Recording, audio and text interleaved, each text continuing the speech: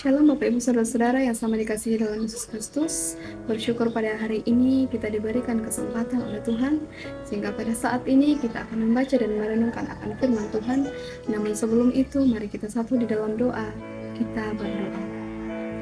Ya Allah Bapa di dalam kerajaan surga, kembali kami tunduk di hadapan hadirat-Mu, menandai segala berkat Tuhan yang selalu kami rasakan dalam sepanjang kehidupan kami. Ya Allah Bapa di dalam kerajaan surga, pada hari ini kami akan membaca dan merenungkan akan firman-Mu. Biarlah Roh Kudus-Mu yang akan membuka hati dan pikiran kami. Biarlah firman-Mu yang akan kami baca dan dengarkan bersama boleh menjadi bagian dalam setiap langkah kehidupan kami dan dapat kami praktikkan dalam setiap kehidupan kami. Ya Allah Bapa di dalam kerajaan surga, berkati hamba-Mu yang akan memberitakan firman-Mu. Biarlah dapat berkata-kata sesuai dan seturut dengan kehendak Tuhan. Ya Allah Bapa di dalam kerajaan surga, inilah yang menjadi doa kami, Tuhan. Kami sambut firman-Mu di dalam nama Yesus Kristus, kami berdoa. Amin.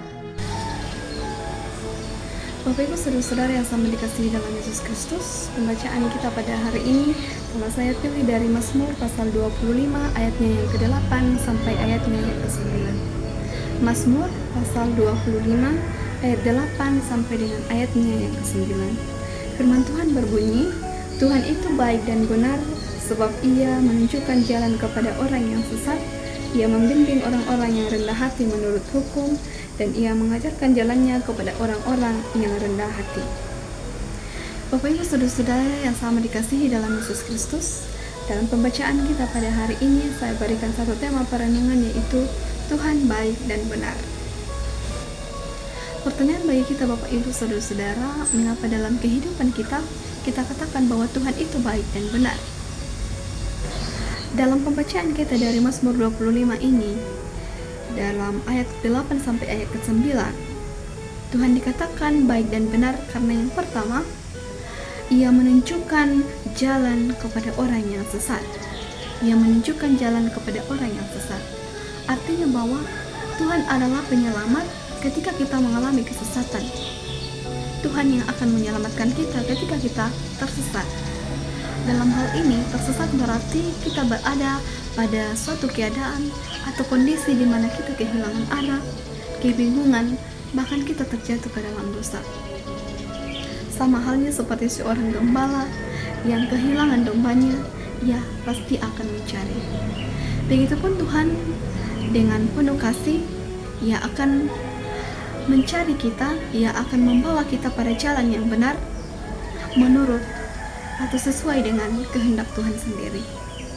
Di situasi dan kondisi sekarang ini, mungkin banyak di antara kita yang mengalami kesesatan, atau mungkin banyak orang-orang di sekitar kita yang tidak menentu dalam kehidupannya, yang bingung dengan arah kehidupannya, baik itu dalam keluarga, dalam pekerjaan mereka, atau bahkan orang-orang yang ada di sekeliling mereka, tempat mereka berada, kadang-kadang membuat mereka terasingkan atau bingung untuk mencari kehidupan mereka. Namun, dari pembacaan kita di Mazmur 25 ayatnya yang ke-8 sampai ayatnya yang ke-9 ini mengingatkan kita bahwa Tuhan tidak pernah membiarkan kita hidup sendiri di dalam kegelapan. Ia ingin kita meminta pertolongan kepadanya ketika kita berada di dalam kesesatan. Kemudian yang kedua Bapak Ibu Saudara-saudara, mengapa Tuhan itu kita katakan baik dan benar? Karena Tuhan membimbing orang-orang yang rendah hati menurut hukum-Nya. Bapak Ibu Saudara-saudara yang sama dikasihi dalam Yesus Kristus, kerendahan hati menjadi hal yang sangat penting dalam kehidupan kita sebagai orang-orang yang percaya. Menjadi orang yang percaya, sebagai orang yang percaya kepada Yesus Kristus, kerendahan hati menjadi hal yang sangat penting. Namun terkadang dalam kehidupan kita kadang mementingkan diri sendiri dan kesombongan yang menguasai kita. Namun Tuhan dalam firman-Nya, Ia mau kita merendahkan hati. Tuhan mau kita rendah hati, hati yang mau mengakui ketidakmampuan kita, dan hati yang mau untuk mendengarkan apa yang Tuhan inginkan melalui firman-Nya.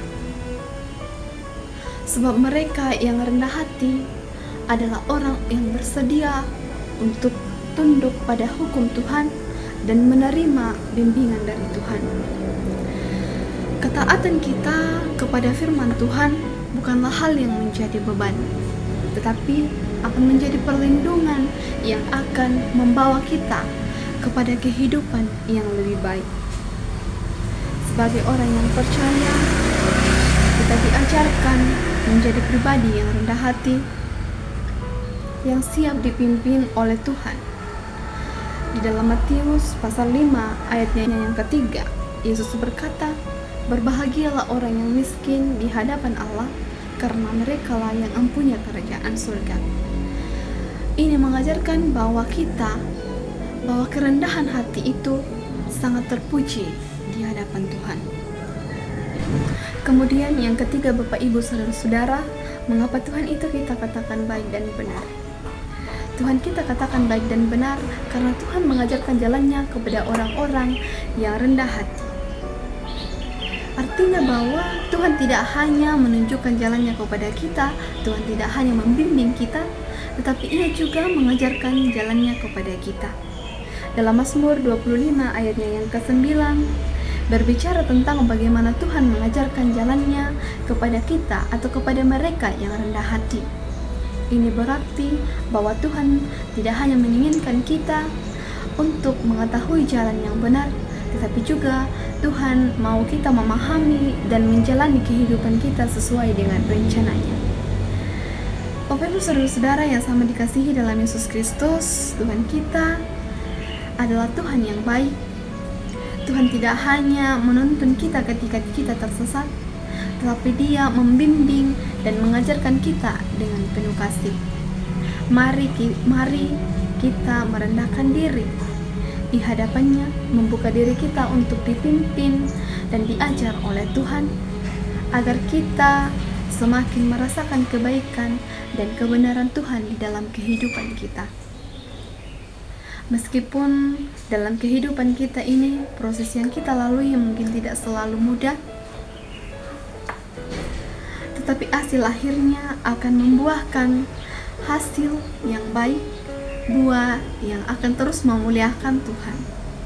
Karena itu, Bapak Ibu Saudara-saudara, mari kita percaya bahwa Tuhan kita adalah Tuhan yang baik dan benar, Tuhan yang selalu menuntun kehidupan kita, dan Tuhan yang akan selalu menunjukkan jalan yang terbaik buat kita. Semoga kita semua senantiasa ingat bahwa di dalam setiap keadaan dan pilihan yang hidup yang kita pilih, Tuhan selalu ada, Tuhan selalu siap memimpin kita dengan kebenaran-Nya. Untuk itu, mari kita percayakan kehidupan kita kepada-Nya dan mengikuti jalan yang Dia tunjukkan kepada kita, yaitu jalan yang baik dan benar. Tuhan memberkati kita semua. Amin.